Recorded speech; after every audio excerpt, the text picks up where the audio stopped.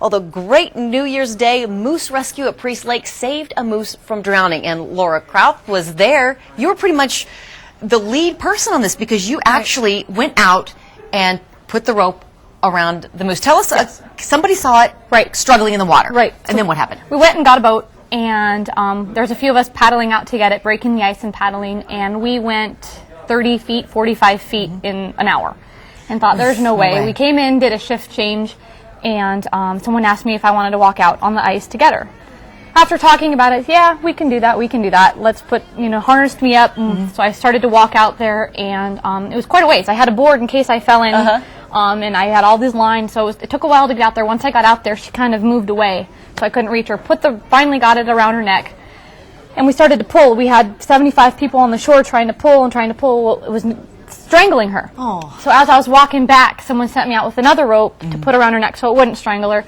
So we got that one around, and some other guys came back out to help, and we ended up getting a cinch around her rear end, and so about 6 of us pulled her in off the shore, or off the ice, and pulled her in, and she just kind of laid there. So we talked to her for a few seconds and then realized we have to get her back. With all this weight on the ice, we had a boat, we had 6 men and me, and a big moose. So we pulled her in, and snow was getting on her face, and she didn't like that. So that took us probably 15 minutes just to get her to the shore. Well, as we were bringing her into the shore, the ice was cracking. Oh, geez. I got the heck out of Dodge. Good for you. Yeah, left them. There was Reed Ziegler and Tom Wagner were out there, and they were pulling her in, and another gentleman fell in up to his waist. Pulled him out, got the moose back to the shore, and we started just laying on her and petting her and talking to her. I was at her face the whole time. It was the most amazing thing. She just bonded with me. She looked at me.